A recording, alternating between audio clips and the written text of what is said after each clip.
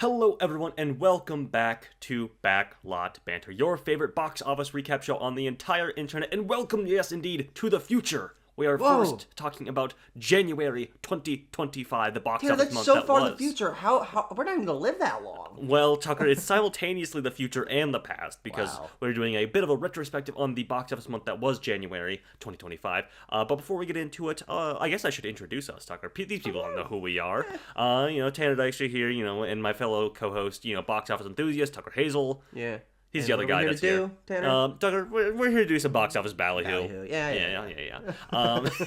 We're flippant in this episode. I like this. January. It's movies. January. Like the video, comment down below your thoughts on the box office. I'm sure we'll have some other puns for you throughout the episode. And if you want to talk about box office stuff, movie stuff, video game stuff, comic stuff, working out stuff, food stuff, book stuff, you can join our Discord server. That link, Tucker, in the description. Tucker, we run the gamut there. All right, That's true. But we have you so many ever channels think for we discussion. risk overwhelming someone? There's so many options, Yeah, well, Tucker, that's life, baby. Our Discord server is a direct reflection of everyday life. Human culture. Wow. That's right. Wow, that's right. Fascinating. Yeah. Ancient Rome channel. Just in case you're really into that. I don't know. Well, Tucker, all us guys are all thinking about fucking ancient Rome all the time. I don't know. Tucker, let's talk about something we actually do think about every single day, which is the domestic box office and the top performing openings for the month of January. Mm-hmm. Yum. The top 10 January 2025 domestic openings include, Tanner, But are not limited to. Yeah. They are limited. Oh, they are quite limited to the top 10, aren't they? That's interesting. The top 10 is limited to 10. It's quite limited, yeah. Is topped by Dogman at $36 million, and we will get to that. But that, for us, I think was a little bit of a surprise. Yes. But this month, it's not the worst January I've ever seen. Let's be real. Okay, yeah. There's some movies here. We have recognizable new titles. Most days. Yeah. We had a sequel at number 2, Tanner, in Den of Thieves 2. Pantera at $15 million. An original comedy coming in at number 3. Gotta be the first time that's happened in a long time. In a long while. At One of Them Days at $11.8 million. And at number 4, we have Mr. Mark Wahlberg here back, rollicking the box office with Flight Risk at $11.5 million. Rounding out the top 5 is the Blumhouse Wolfman movie at $10.8. And then the top 10 is concluded by Companion, Presence, Brave the Dark, Creation of the Gods 2, and Game Changer. What a smattering of feature films. And, we got a couple international action films down at the bottom there. But honestly, Doug, you're right. We maybe it's just because we're tapped in, we're locked in now. Yeah. But these are all recognizable titles for the most part. Yeah, it's because we're locked in. Yeah, it's because we're locked in. Okay. So, Tucker, you got to mention that Dogman was a surprise for us, and let's translate that directly to where that surprise came from. Our 2025 or our predictions for January 2025 and the domestic openings. We both said that Wolfman would be number 1 with a bullet, a silver bullet maybe. Whoa! And it wasn't even in the top 4. No, it was number 5. I said, hang on, I think I said $23 million for Wolfman. Okay, that's quite the disappointment. Definitely. We'll talk about that in due time. Mm-hmm. Then I had, Den of Thieves 2, Pantera at number 2 with $18 million. Pretty close there. Actual was 15. Yeah. Companion, I said 15. That actually dropped outside of the top 5. I think it was 9.7 or something like that for something. Yep, about 9. Let's see here. Then I had Dogman at $12 million at number 4, way off. Yeah. And Flight Risk at $10 million with that's the about number right. 5 opening. Yeah, that's about right. And Tanner? Yep. I win. Yeah, you do. I'll take it. I'll take it. Because I, for some reason, had a lot more faith in Dogman as a family-friendly movie. Yeah, putting it at number 2 versus your number 4, which, of course, I still didn't have it at number 1. But we were both equally wrong about Wolfman. Then I actually had Flight Risk in the right place. I had Dogman a lot closer. Yeah, I think this is all you. Yeah, I mean, we were both wrong, but I was less wrong than you. Exactly. I was a little more or less wrong than you. Yeah. So let's take a look at how wrong the audiences were, or how right the critics were potentially with our our cinema score and Rotten Tomatoes critic score comparisons here. So we have another wide smattering of scores for the month of January, ranging from A with Dogman to C- with Wolfman, filling in the middle there. One of them Days got an A-. None of B+ these two is fresh? Yeah. Is that a well, good movie?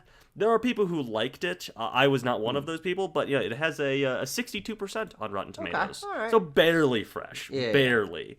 That 60% dot is the cutoff there. B pluses for both Den of Thieves 2 and Companion. A C plus for Presence, a C for Flight Risk, and of course then a C- for Wolfman. Critics, though, not a huge fan of Flight Risk. That is way down on its lonesome there. Yeah. No one a fan of Flight Risk, according not really. to this chart. Same goes for Wolfman, and then the rest of them are fresh. Fresh scores for Den of Thieves and Dogman, and some certified fresh scores for things like bunch, Better Man. actually. Oh yeah, we should know Better Man does not have a cinema score. Well, nobody saw it, as we'll get to very, very soon. But Tanner, Yes. now I haven't done any math to back this up, but just vibes based, this has got to be the best January on like a score for sure. average in like ever, maybe.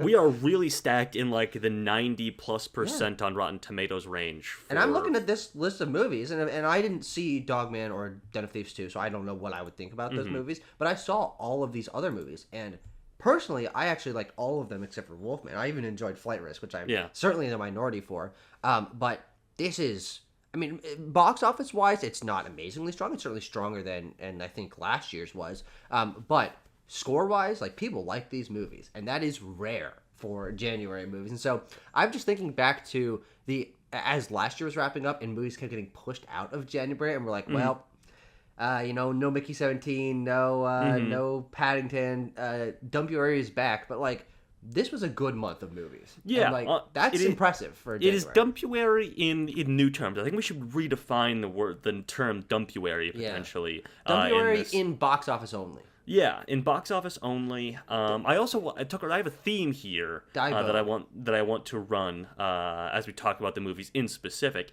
and it's this idea of Dumpuary in box. No, DIBOO. Dumpuary in box office only. Thank you, Tucker.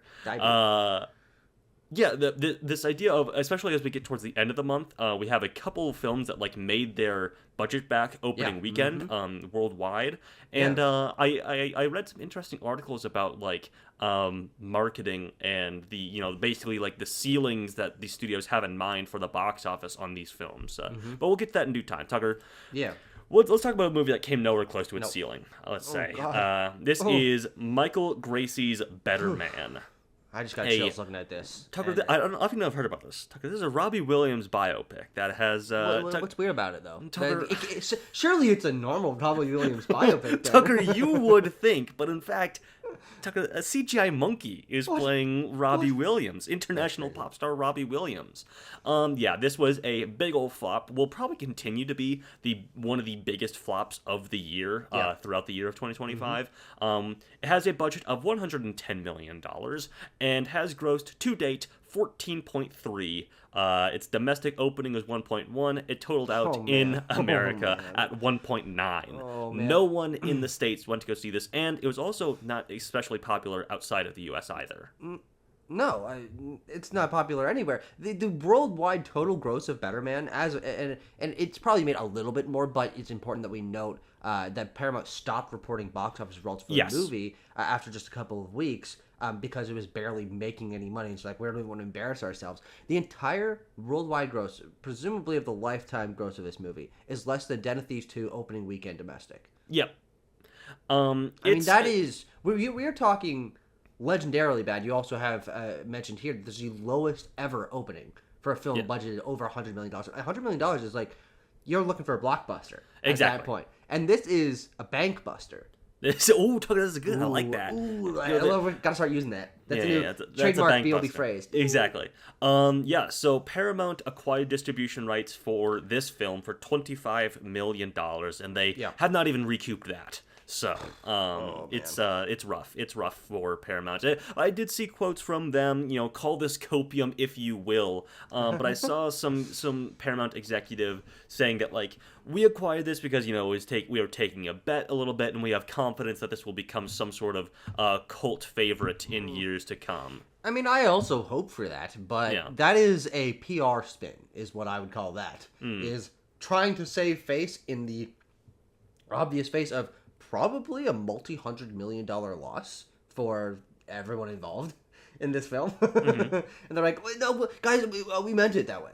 No, you fucking didn't. Yeah. No, you didn't. So yeah, I mean, just in terms of people having no interest in seeing this, as compared to like other seemingly unapproachable films, especially if we're really putting our business caps on, its wide expansion, which was on January 10th, it had its international premiere in in late 2024, and then opened domestically in limited release in early 2025, and then that January 10th it is expanded to 1,200 theaters. In that wide expansion, it grossed less than The Brutalist, which was 68 theaters. Yes. That is, I mean, that's 5% of the theaters? Yeah. Of course, The Brutalist had a much greater like cinephile hype behind it, heading into Oscar nominations, etc. And this film kind of had the opposite, though. Tucker. The Brutalist was made for like $10 million, and this was made for 11 times that. So. Exactly.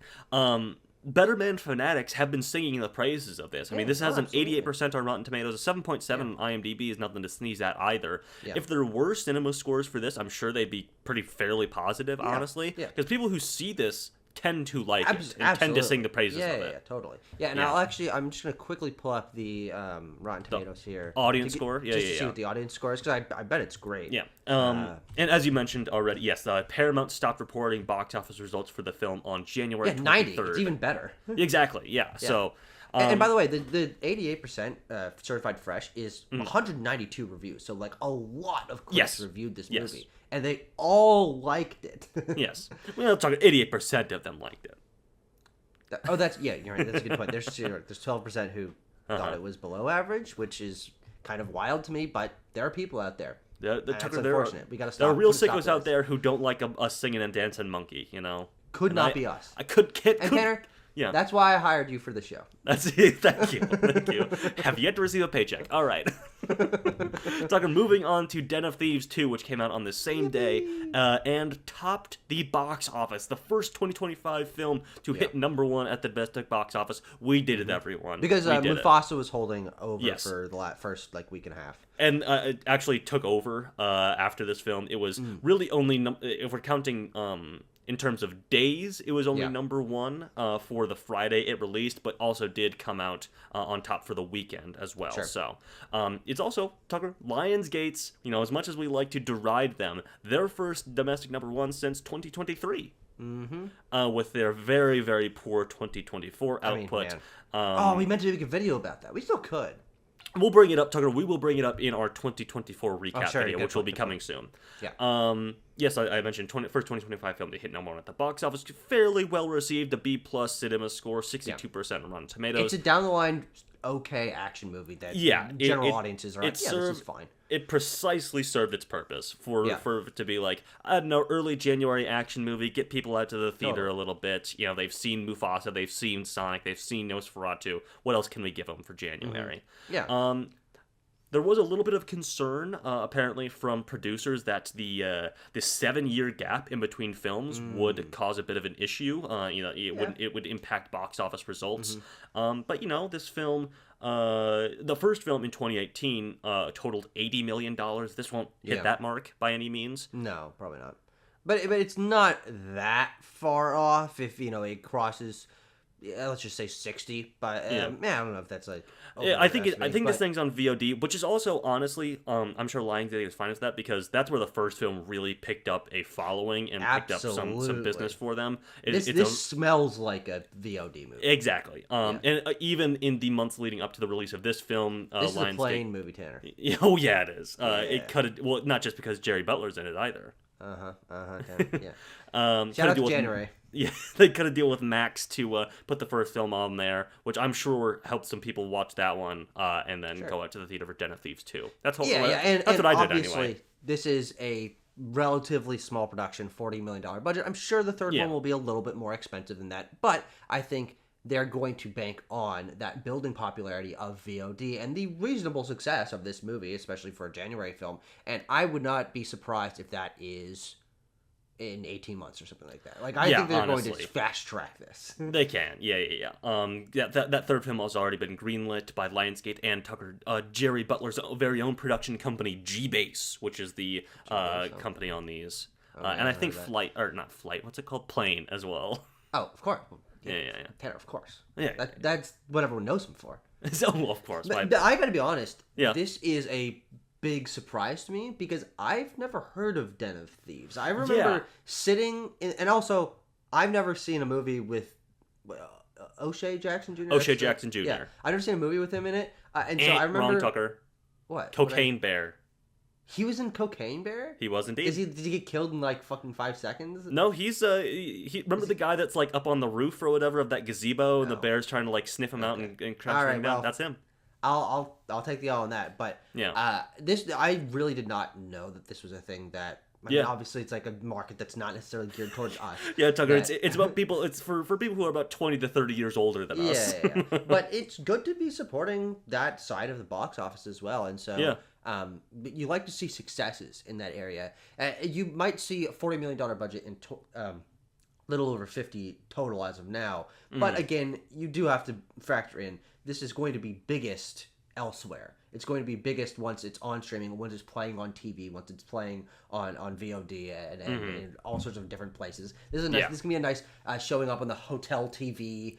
Sure. We've got new movies like Den of Thieves 2 Pantera, and so someone's gonna be like tired from a day of travel, and they're like, I guess, boop. And they fall asleep in the first 5 minutes because this movie is boring as hell. I gave it a 2.7. Let's move on.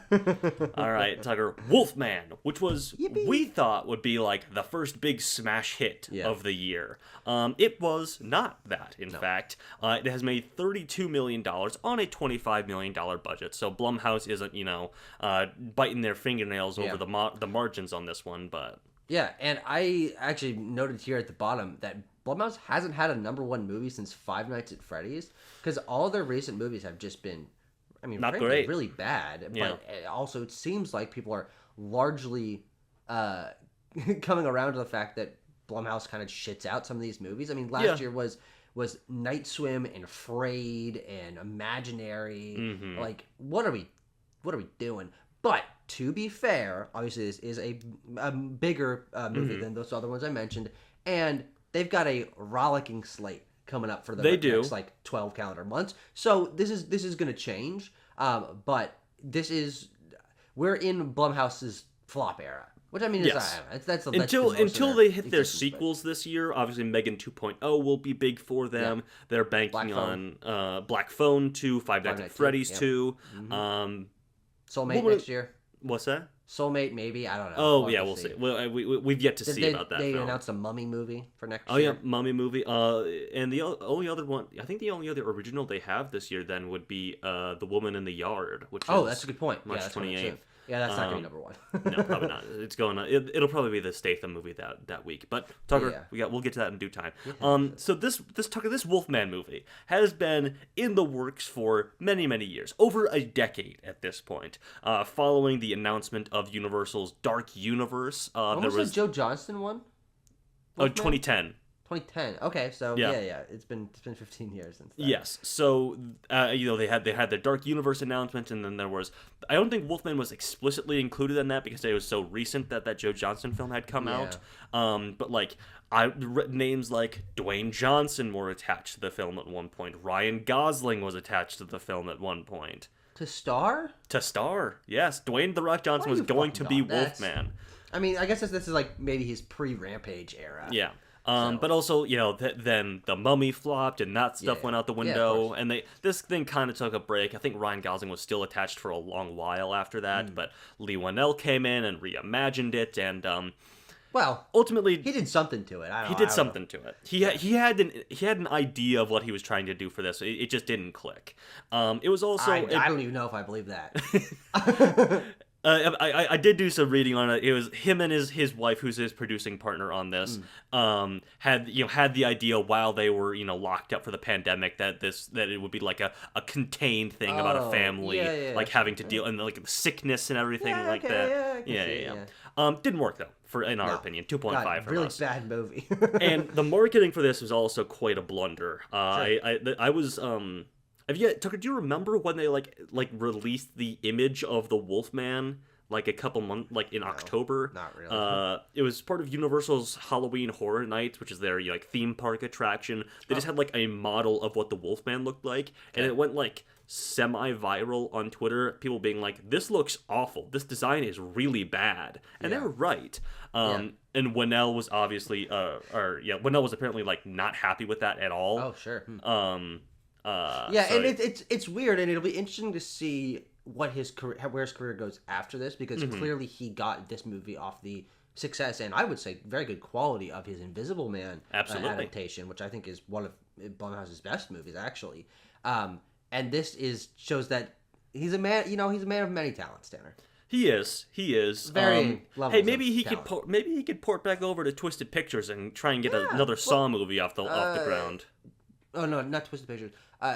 Atomic Monster was like acquired by Blumhouse, right? Yeah, they like merged or something along those lines. Does James not want to work with Lee Winnell anymore? What's going on there? I don't know. They're just trying to have their own careers. I just know that the fine folks at Twisted Pictures are having trouble with Saw, so they need some help, I think. How is that possible when it's Saw, and Saw is the best thing ever? I don't know. It's hard to say. I have some data throughout the rest of these slides about social media impressions leading up to this, and like how they were ahead or behind of other films in the genre. Sure. Wolfman marketing was 50% behind other similar wide release horror films in terms of social media impressions. How is that even like?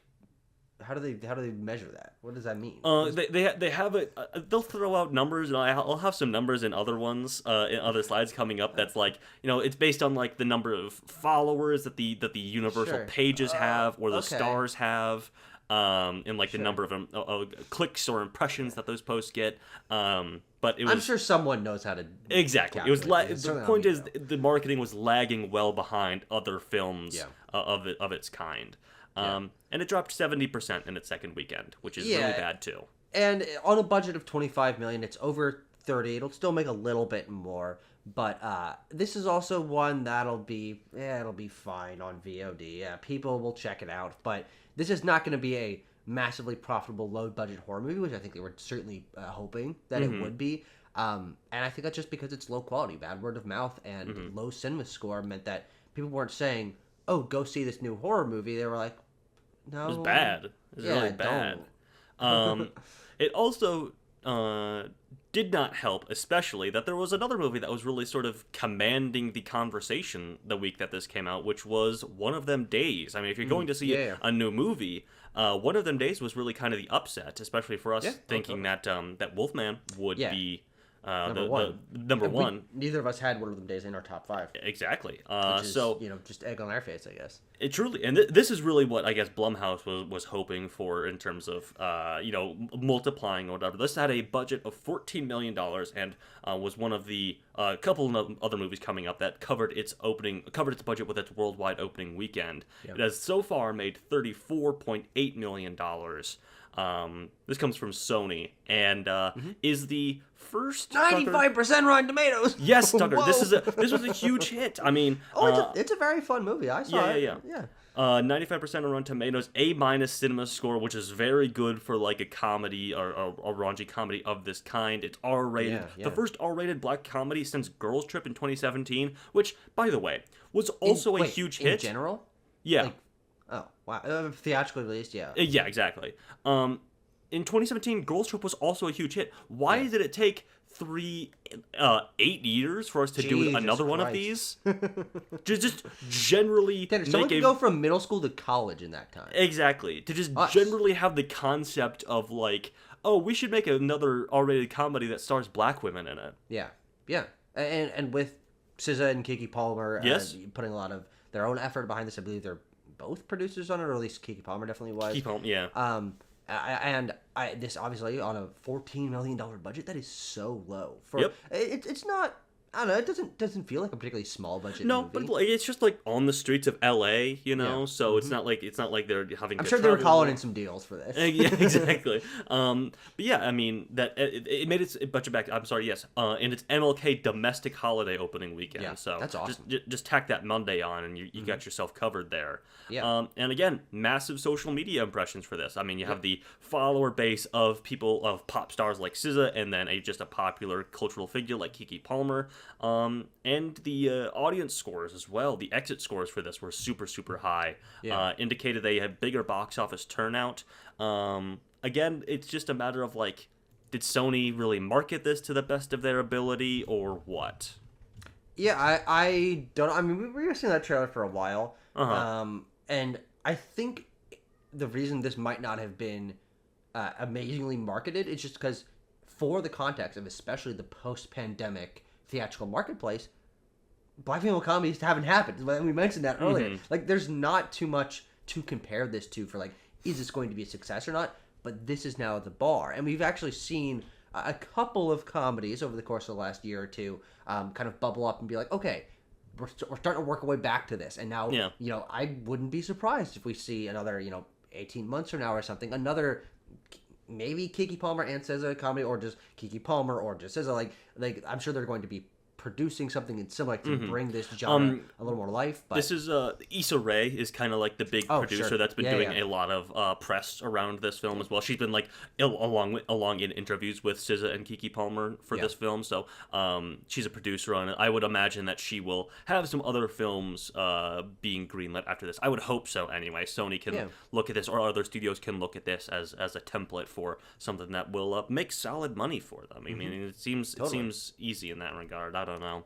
Yeah. And I also do want to point out, I was just curious, this is SZA's first it is narrative feature. She's been featured in some documentaries, of course, but that's a good turnout for your first time doing this. She's also she's very funny. good. Yeah, She's very good at it.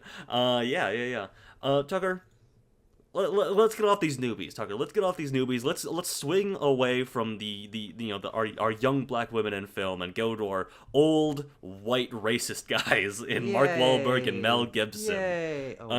In how their film turned out, Flight Risk, Holy the following shit, 26. Week. Holy God. Yep, 26% on Rotten Tomatoes. Not as well received as One of Them Days, I will say.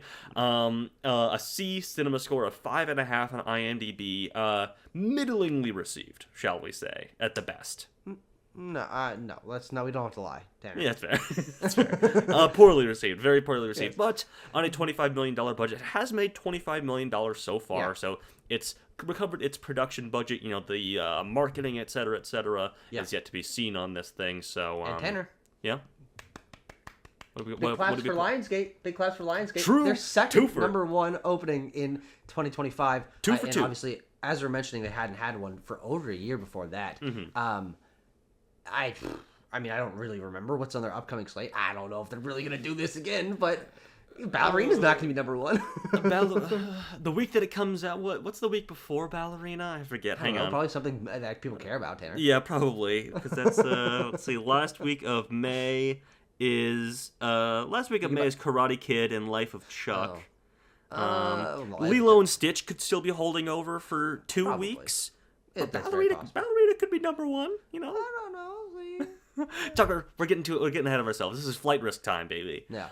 So this film, the script for this film, I should say, was on the 2020 blacklist of famous unproduced scripts in Hollywood, the best of the best of scripts that have not been made into films. This is one of the best scripts?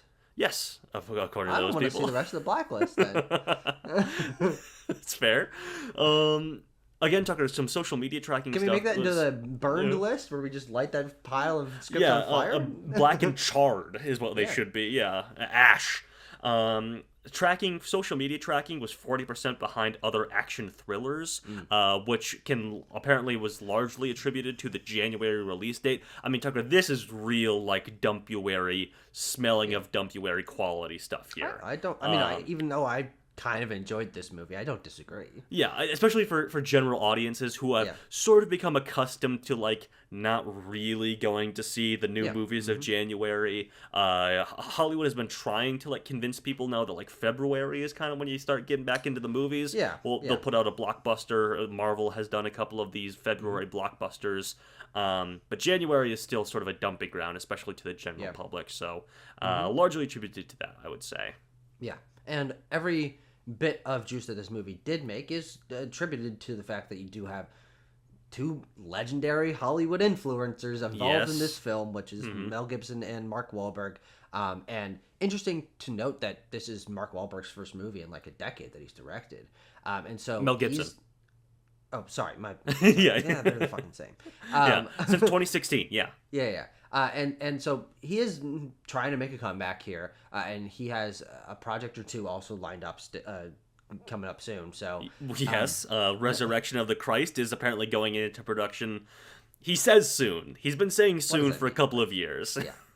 But Tanner, you know, everyone on every streaming service, every VOD chairman is like, oh boy, when can Flight Risk hit our service? Oh boy. Yes. This is going to be big. You see Mark Wahlberg's face on VOD, and you're like, buy. Exactly. And even like Mel Gibson has become sort of a VOD merchant in recent years as a performer, as an actor. What movies has Mel Gibson been in recently?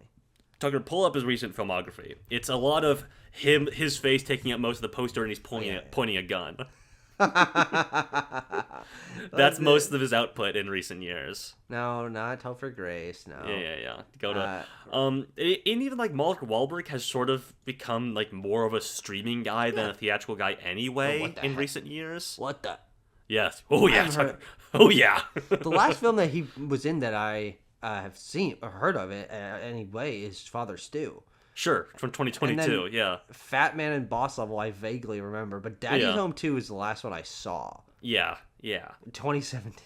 Yeah. Wow, this sucks. Yep. Shit. Both of these guys are, but we can't deny that their names still bring some people in. I have at the bottom here that the exit polling on this for opening weekend, 32% of the opening weekend audience says they came to see the movie for Mark Wahlberg. 16% said they came for Mel Gibson. And again, Mel Gibson hasn't directed a movie in nearly a decade, and he's bringing out like 16% of the opening weekend audience on his name alone, or his name number one being for the reason that people come to see it.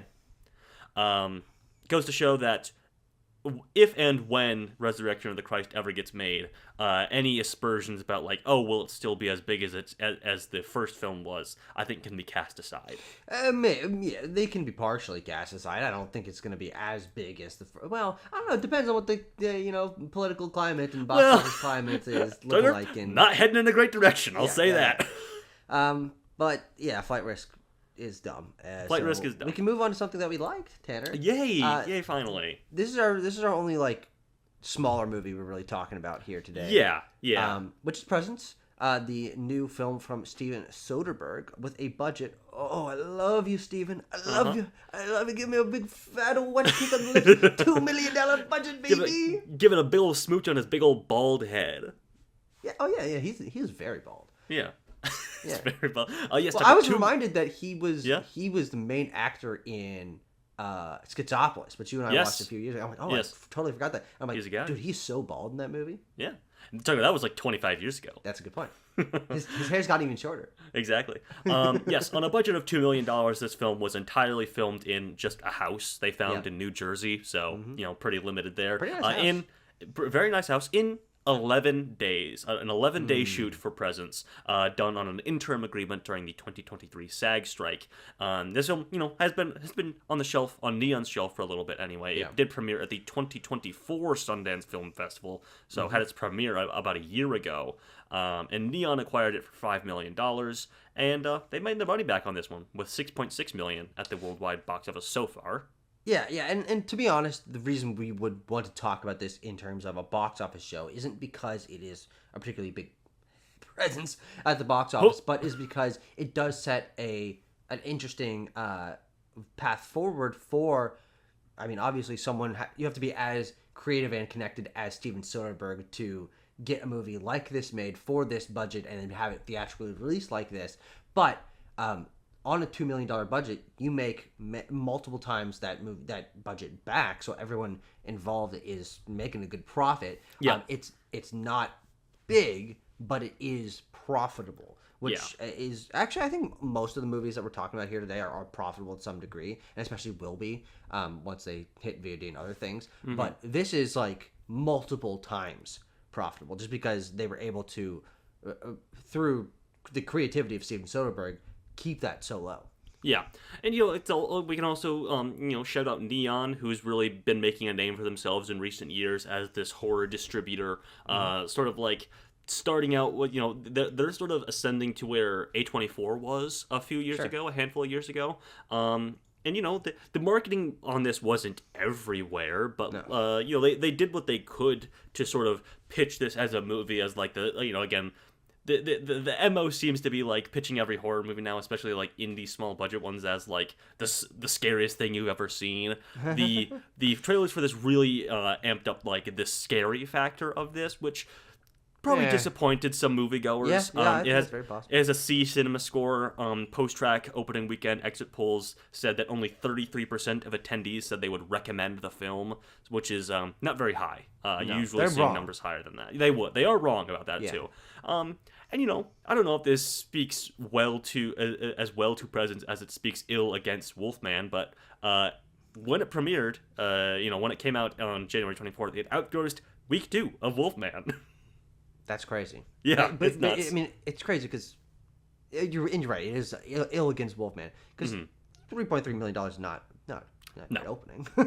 I mean, for a $2 million budget movie, it is, but it's especially bad for week 2 of a Universal horror movie. Yes, which was in more theaters as well. For sure, multiple times probably. Yeah. But yeah, Presence, good stuff. Black Bag coming soon. Want to see more stuff like what Steven Soderbergh did here. Yeah, for sure. We're staying in horror. We're staying in horror. Low budget horror with Companion. This is the directorial debut for Drew Hancock, produced by Zach Kreger of Barbarian fame. On a budget of $10 million, it opened to 9.3. Its worldwide opening, again, a little higher than that, and ended up, again, making its budget back worldwide opening weekend. And has grossed so far 15.3. That'll tick up quite a bit more since this isn't even in a full week of release yet. Yeah. We are talking about this a little bit earlier than we usually do, but just to keep things, because it's open on the last day of the month, we want to keep things a little bit fresher for the audience. But Companion and, as we'll get to, Dogman are both, they're very early in their box office life cycles. We have no idea what their holds are going to be like, but we can already say that both of these movies, as we'll get to Dogman in a second, are successes for everyone involved. 93% on Rotten Tomatoes is so good. And Tucker, a B+ cinema score for a horror movie is basically an A. That's basically an A+ for a horror movie. Exactly. And again, $10 million budget, it has already made that back in less than a week of release. So this is profitable. This is well received, and certainly a nice notch in the belt of both Jack Quaid and Sophie Thatcher and Drew Hancock. I'm sure it's going to get another project greenlit like right away after this, because this is his first major film that he's directing, and second film that he's writing after Fred 3. Camp Fred. Yes. Fred. But now Drew Hancock is a name to watch, and I think it's interesting because we were a little bit misled by the marketing going into this, and this speaks to creative marketing, I guess, but it's like, from the blank of Barbarian, we just see Barbarian, and we're like, oh, whoa, we like Barbarian. From the twisted creators of Barbarian. Which is kind of horseshit at the end of the day, because Zach Kreger, the guy who directed and wrote Barbarian, is a producer on Companion, but he's not director or writer on Companion. But what that means is that Zach Kreger, I guess, I don't know for sure, but I'm sure Drew Hancock and Zach Kreger are friends of some kind. Yes. And so Zach was able to notice that his friend Drew had something interesting, and use his production clout from the success of Barbarian to bring another new horror director up to not the same level as Barbarian, but again, I'm sure we're going to see another Drew Hancock original horror movie For sure, coming yeah. somewhat soon. Yeah. And so I'm glad that horseshit marketing kind of like twisted it and like it might have put some butts in seats, whatever, doesn't really matter. But now we've got both of them to keep an eye on, and that's awesome. Sure. Doug, you mentioned the marketing here, and this I mentioned this earlier. So it is reported, I read an interesting Deadline article on this, that Warner Brothers underspent on print and advertising for this film. Only about $10 million spent in the U.S. for marketing. And, you know, based on the audience scores, based on the opening weekend and everything, like, if they spent more on marketing, this movie could have been bigger. Absolutely, 100%. We were talking about this movie, I think, actually, in our December box office recap, when the film didn't even have a poster. Exactly. Like, Exactly. You didn't pay a poster guy? Yeah. This thing, it just had a teaser poster that was just the logo for the longest time. Probably until, like 3 weeks before the movie came out? Which posters, especially in a theater, just general awareness that this is something that's coming. Okay, it's been up there for a few months. Like, I've kind of got it on the mind. That's pretty important. And so I honestly think if they just put out a normal poster for this movie 3 months ago, we'd be looking at a couple million more dollars. And like two trailers, one teaser trailer and one like official trailer. When most movies are getting like 4 main trailers and then like alternates upon that. But what this article could have said is that Warner Brothers and other studios of their kind, film studios that have released films in the month of January, especially Sony, Lionsgate, etc., have really taken on this mindset of like, as long as we can be in the black. As long as we can be in the green or whatever terminology you want to use on a film's release, like as long as we can recoup our money, that's all we want. Like we are not super concerned with marketing something outsized compared to its budget to try and really have a multiplier hit on our hands. We just want to make our money back, which is business-wise the smartest decision in terms of like being the safest decision, but also definitely. like, when you have a very good film, a film that is getting good scores, good exit polls, etc., dump some marketing funds into that, you know, to really get a hit on your hands. I don't know, instead of just settling for like a first base hit or something like that, you know. Yeah, and I think it's more a general thing that this year is subverting, is that usually the movies that major studios put out in January are things they couldn't figure out how to fit into the rest of their year marketing cycle, or thought weren't going to do very well, but they're like, okay, well, we just have to get this out, and so they don't really bother with trying to make it a big hit. That is the traditional thing, but as we've seen with a number of the movies that we've talked about today being well received or having good word of mouth, that's only true when the movies are bad. And so they really just need to. And obviously they do some sort of testing, some sort of pre-screenings that I'm sure they have a general understanding that Companion is going to be a generally well-received movie. But if they leaned into that and realized, okay, we might have something on our hands, they can. The tides need to turn for January to be something that is not only from the studio side and the audience side, a time where it's like, we don't really care. Like that's just what it's been for years and years and years. But this month had some good movies in it, and it would have paid off bigger for everyone involved. I mean, audiences would have been, I think, pleasantly surprised if more of them had gone to see more of these films, and the studios would be making more money. Yeah, it's because you look back on all those slides, you know, with a thing that we've been saying is for the bad movies and the good movies alike, it was like, it made its budget back opening weekend, and it'll probably do quite well before that fact. Yeah, but like for the good movies, Hollywood should be incentivizing people to go see these and telling people that they're good movies. Anyway, one last thing that I want to note. This is I don't know if it's as much box office stuff as it is like sociological stuff and pointing to some bad trends in demographics and politics, etc., etc. So, very well received movie. As we said, 68% of opening weekend audiences ranged from 18 to 34. This is a big hit for young folks. Most demographics, you know, women under 25, women over 25, men over 25, rated the film 80% or better in terms of like how they liked it. The only demographic that didn't, Tucker, were men under 25, who rated it 14%. which is because, well, is that because they don't agree with the message of like self-actualization of women? Tucker, that's where my mind goes immediately. And if I'm being uncharitable, which I've been trained to do with this demographic, our demographic, Tucker, of them being idiots and misogynists, being like, I guess they just don't like what the movie's about, which is fucked up. I don't know. Yeah. It's such a discrepancy. I mean, 80% plus to like 14% is crazy. Yeah. Well, anyway. Tanner, we're part of that elite 14%. The enlightened 14%. That's true. 14% who liked it. Yeah. Yes. Good point.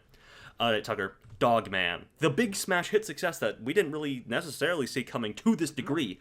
On a budget of $40 million, opened to 36 again on that last day of the month. So we'll continue to do good numbers here. Has made $40 million so far. Will continue to tick up quite nicely into a second week hold. I can feel that coming too.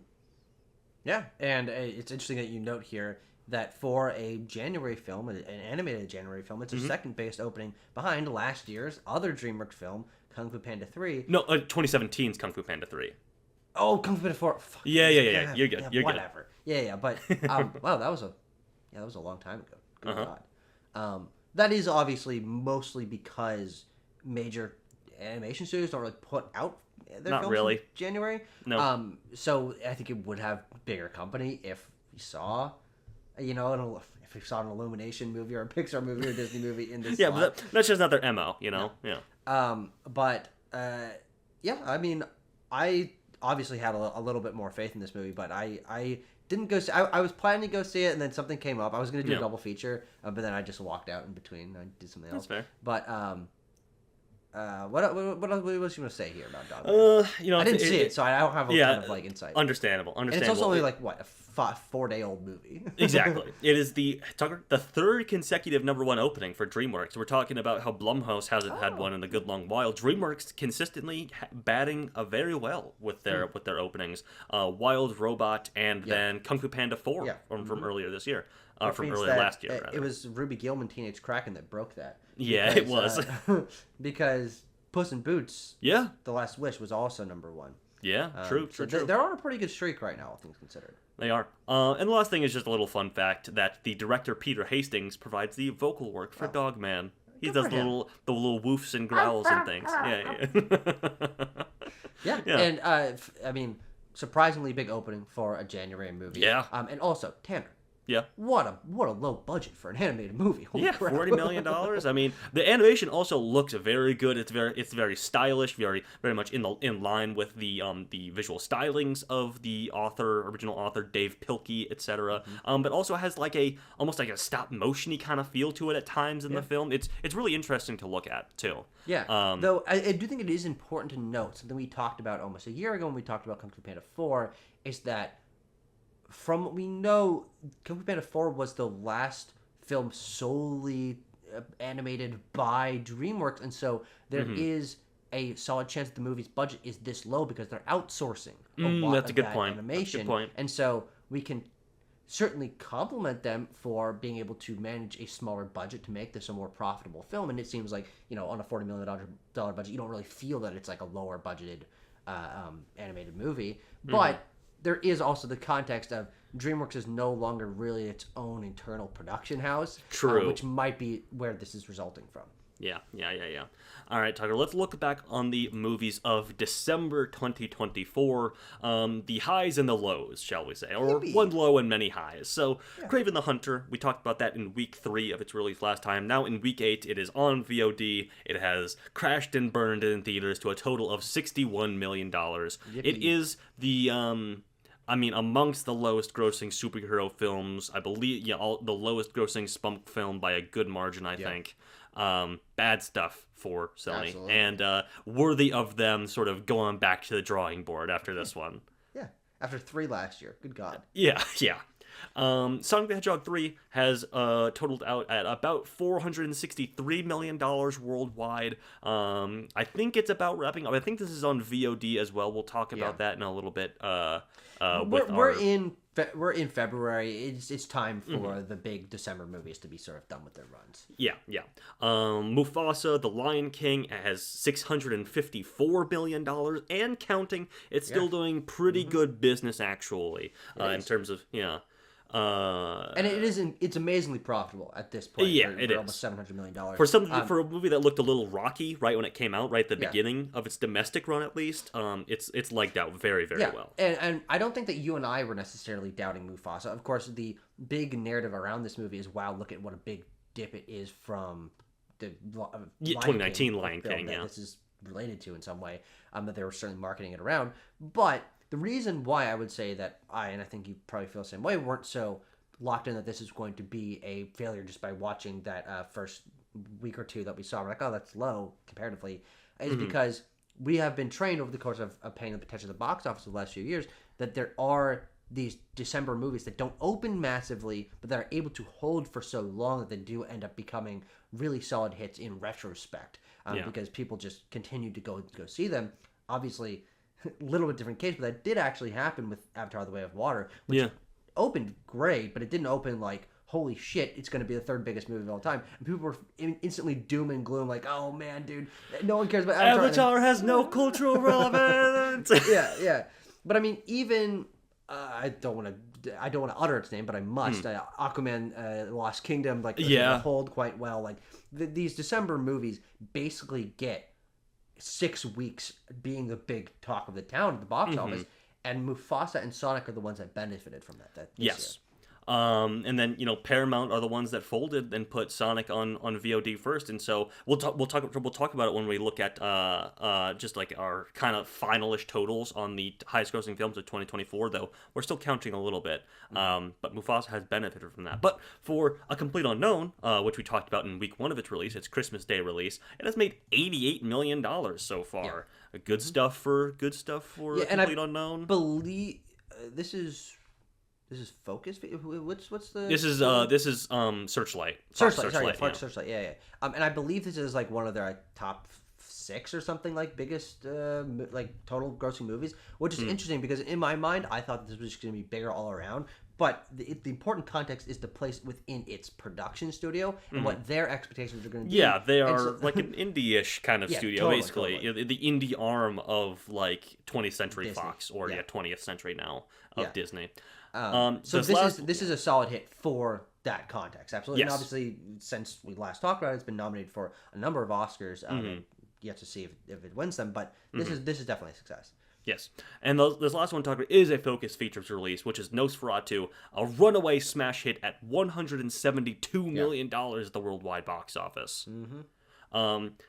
It just was so close to crossing 100 million domestic, and I really lament that because I had this one on our personal sort of movie draft team. It's at like $94 million domestic. Unbelievable. And they just had to go and put it on VOD. They just had to do it before that crossed that mark. I don't know. Okay, Tucker. Month versus month. We are now in 2025, so we're looking back at the movies of 2024, the ones that we did a backlot banter for already a year ago. So, better 6.0, better stuff. So much better. I mean, the honest to God truth is that with 3 movies that we liked this month, and also I don't believe our one of them days score actually includes mine. I think it would be a little bit higher. Not that it would change too much, but sure. 3 movies that we liked makes this a good month. Yeah. And like we usually don't get 3 movies that we like in a month, and compared to Jesus fucking Christ, look at 2024. Look at all those reds. Look at those red dots. That's bad stuff. I can't believe you saw Book of Clarence, frankly. Yeah, I did. I did go see Book of Clarence. But it's got nothing. It's got nothing on our 2023 that we got there in the middle, because we really liked Missing and Megan. And we loved Infinity Pool and Baton. And the plane isn't fucking stupid Jerry Butler. Yeah, well, it is what it is. That's a January movie. But hey, for these Januaries that we've covered, we're 2 for 3. It's not bad. It's not bad at all. I'll take those odds. Tucker, you want to look at some more dots here? Yeah, these are literally just dots. There are Tucker, from these dots, great things will grow. Yeah. And they are months. The monthly domestic box office totals in 2025 starting out above 2024. It's Largely... like an egg and a sperm. It's single cells that meet and Oh, blossom come into on something. now. Come on now. Don't be... This is life. It's that's beautiful. disgusting. That's disgusting, No, Tucker. Tanner, That's it's disgusting. natural. It's beautiful. I will say, just to get this out on the record here, there was in months past, Tucker, in 2024, there was confusion. I had to go back to the board, I had to go back to the sheets and recalculate the numbers here. Yeah. But just to get this out there, these numbers will include, just as these January months do, the holdovers from the end of 2024 as well. Yes. I think that was the point of confusion. That was me setting different settings on box office Mojo to grab these numbers. Anyway. Yeah. But I think that's important because, as we mentioned earlier, a big part of the January box office experience for just the general American culture is those big December films able to hold really well through almost the entire month, and obviously we're still seeing that. And so the combined total of Sonic and Mufasa are probably surprisingly close to the totals of all of the other January releases, and so it would be way different if we were not including all the money that was spent in January to go to the movies on those films that were released in December. All right. This is our last look at the highest grossing films of 2024. This is our last look. We'll take one more look at it when we do our 2024 recap. But Sonic and Mufasa, we've been talking about them a lot. Our December releases, they are the talking points here. Neck and neck for 9 and 10. Mufasa will ultimately probably overtake Sonic, though it will continue to be close. I would imagine this week Mufasa will rise to number 9. But there's your top 10, just in a slightly different order. Yep. Wow, we made our predictions, and we'll go over them when we do our recap. No way in shit either of us had Twisters above Mufasa. I don't think so. We probably have Mufasa in the top 5, both of us, for sure. Okay. But that's nothing really new there. That's just the big movies of last year. That's just the big movies. I thought about doing the highest grossing films of 2025, which maybe would have been fun. I'll do that next month, though. I'll do that next month. What? Like a predictions? No. What are the current top highest grossing 2025 movies? Yeah, and then continue to update it. Yeah, I think we should. Yeah, we'll do that. We'll start that next month when our blockbusters start coming out for sure. Yes. Our one companion. blockbuster, like Flight Risk, Tanner. Oh, sorry. Yeah, sorry. My mistake. Okay, Tucker. Headlines. We will move through these with relative pace because a lot of these are just studios getting their release calendars in order for the year and the year to come. So, Tucker, this is sort of your video game realm a little bit here. You actually were the one that sent me this article. I think a while ago. Sony Pictures are developing a Helldivers and Horizon Zero Dawn film adaptations. Yeah, and I mean both of them are in sort of science fiction, action, adventure genre that of course we see films from, but both of them would be obviously completely new to the big screen, and with the massive success of both of these franchises, and I think the differing tone that they have, I think that they're both going to be successful. Helldivers, obviously a sort of Starship Troopers-esque thing, but it has been 40 years since Starship Troopers, so I think it is what's the thing? It's what's old is new again. I think it's fine. People are oh, this is ripping off Starship Troopers. It's gonna be Starship Troopers. I'm like, okay, sure. That's fucking fine by me. I don't it's been so long since Starship Troopers. Most people don't people our age don't really know what Starship Troopers is. Helldivers is the new touchstone, and so I think that if they market that correctly and if it's good, obviously, then it could be a big hit. And I am very happy that Horizon is getting a film adaptation because it was supposed to get an Amazon, I think, TV adaptation. Oh, like a series? But they the guy were who big was on the doing showrunner those. is a piece of shit, and they fired him, and that fell apart.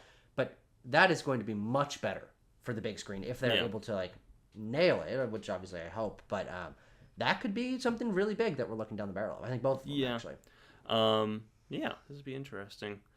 Glenn Powell and his production company Barnstorm, which I just recently learned about, have signed a first-look deal with Universal. So, more Glenn Powell movies coming from Universal. Sure. We've been seeing a trend of this in the last couple of years of these stars and their production companies getting scooped up by a large distributor or studio. So, welcome back, the studio system of the 1940s.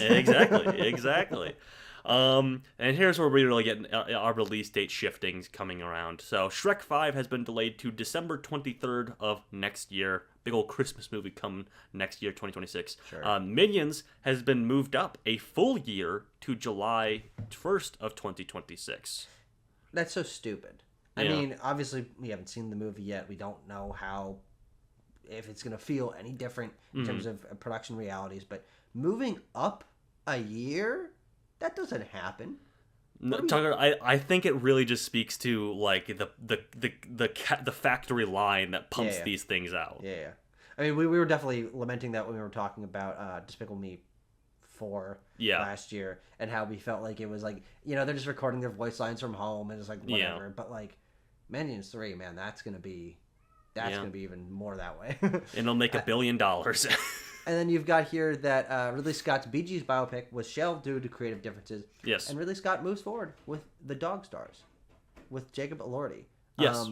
What the hell is this? What happened to Bomb? What happened to the freaking all the other movies he's supposed Tucker, he's got like 5 movies that he said he's gonna make Gladiator 3 too recently.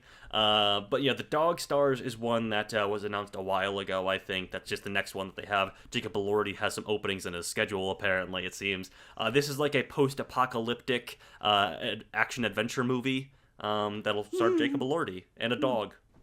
Okay. Yeah. All right. Why not? Thanks, Ridley. Thanks, Riddles.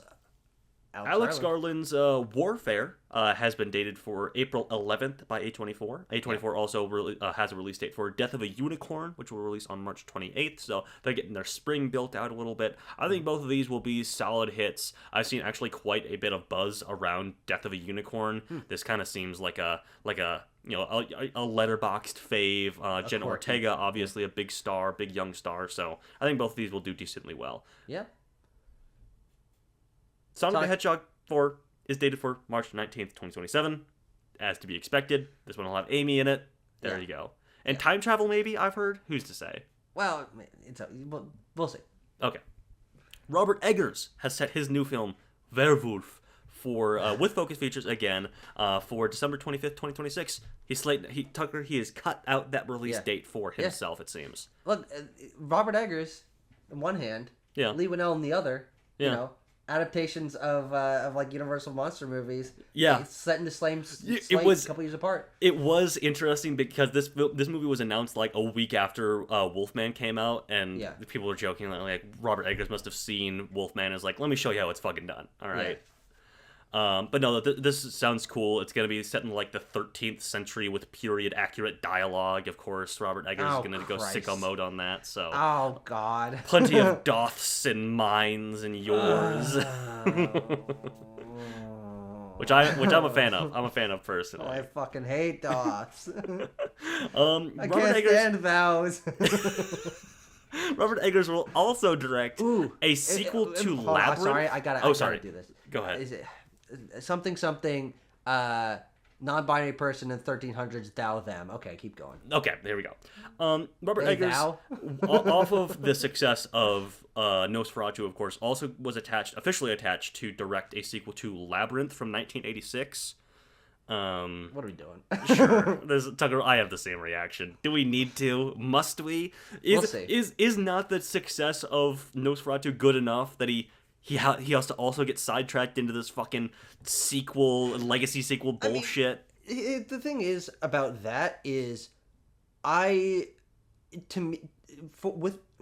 the career that Robert Eggers has done so far, it doesn't feel to me like whatever studio begging him to do this, but that he's probably just a very big fan of Labyrinth and thinks that with his production design and writing skills can make something kind of interesting. Yeah, I mean, obviously he wouldn't sign on to do this if he didn't feel like he had a take on it. Yeah, I think he's probably excited about it, to be honest.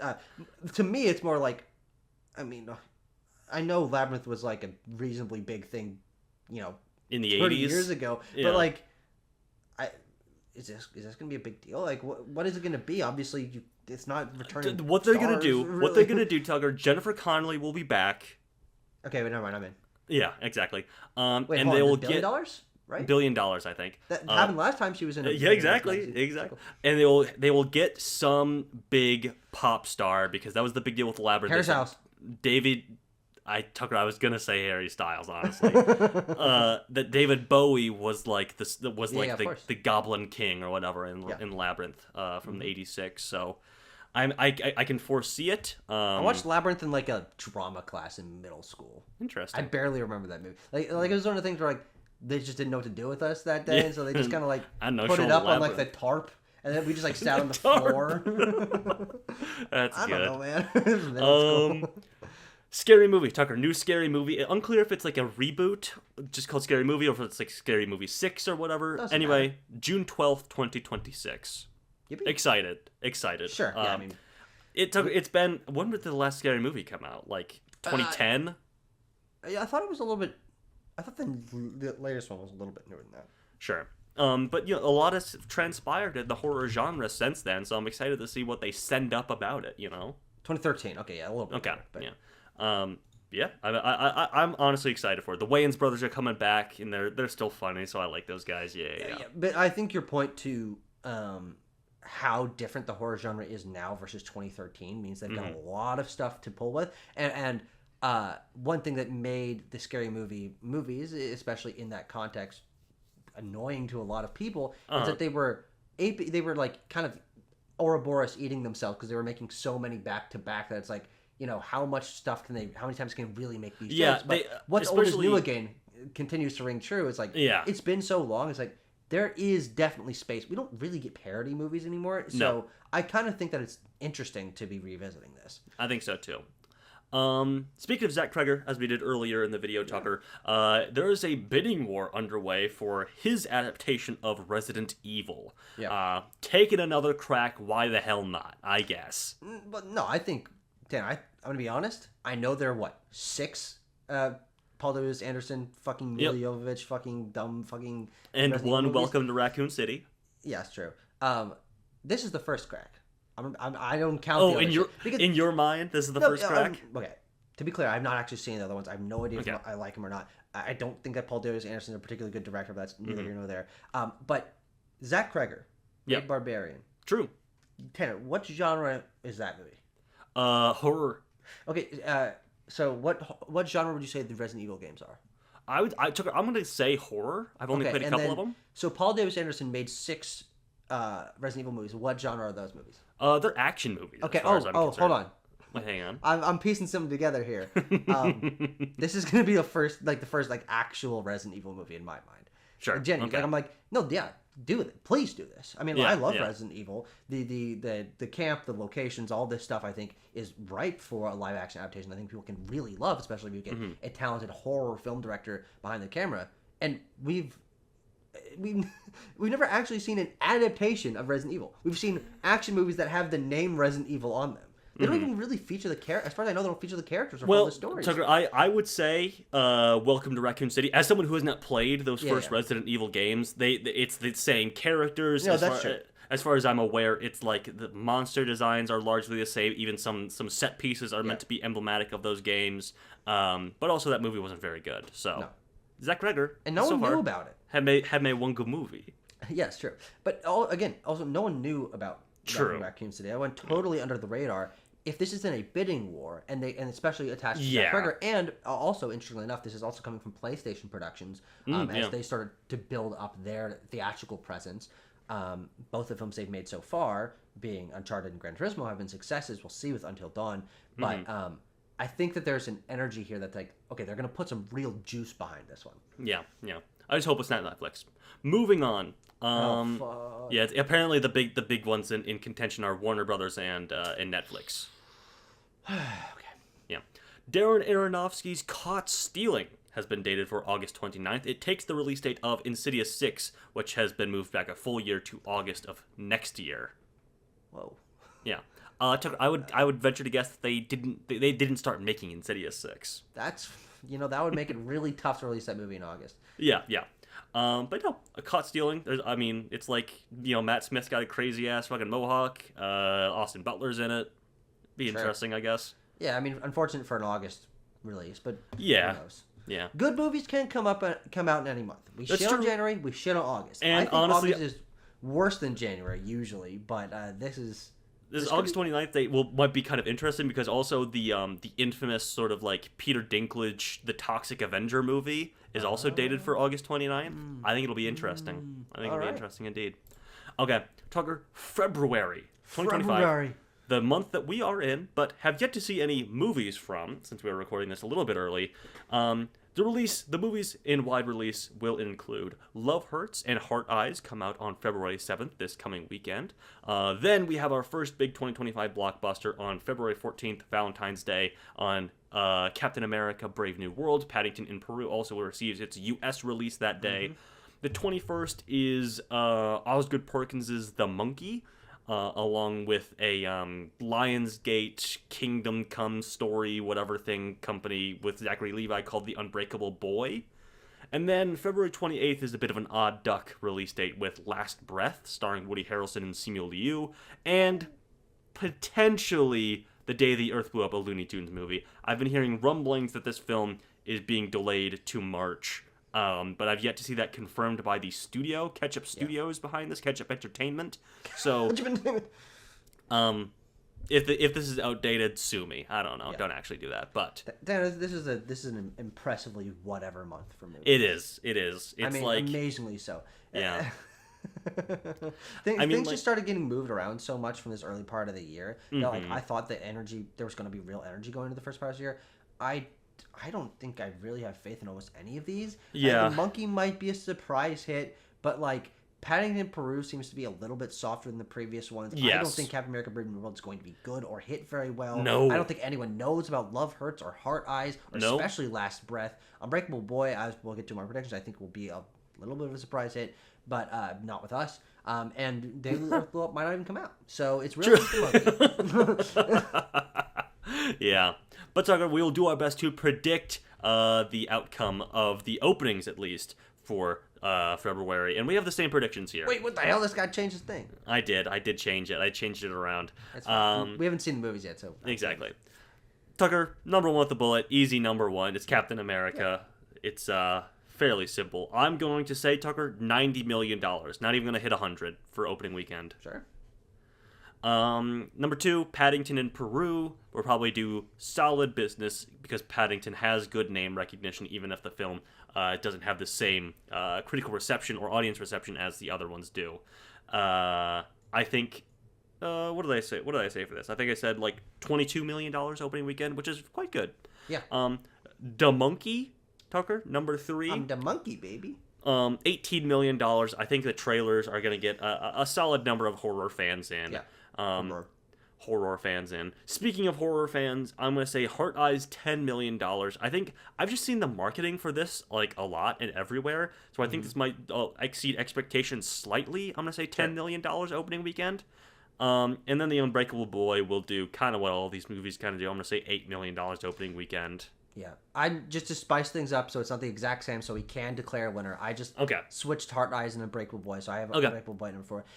Here's the reason I'm putting this in this at all. Not only because I don't think there's a particular lot of competition. I don't think that Love Hurts or Last Breath are going to do anything at all, frankly. But is because what we have seen so many times in our predictions over the course of the last few years is the whatever sort of faith-based thing that we barely hear about and don't know about overperform based on our expectations. And so we always say like, oh, we got to consider that for the next time, and then we never do. Okay. And so this time, You're considering. Ladies and gentlemen, witness a man considering. Well, when does a man learn from his previous actions? Come one, come all, to see a man learn and change his future decisions. It's like the freak show, you know? Yeah. we're at the freaking circus. Enter if you dare. Whoa. Tucker, I think that's a very fair prediction. I think they'll be close in any case. Yeah. But I'm gonna take the over on sickos. Okay, I'm taking the over on. Tucker, fair point. Who is really more sick in the head, horror fans or Zachary Levi fans? Zachary Levi person. Yeah. But true. All right, well, folks, thank you so much for watching this episode of. This was a rollicking. Box office banter. That's what the show's called. It was a rollicking adventure. Solid January, February maybe. Tucker, is February the real Dumpuary after all? Whoa. Yeah. No, Tanner, the real Dumpuary was the friends we made along the way. Oh, well, thank you so much. Bye-bye. Bye.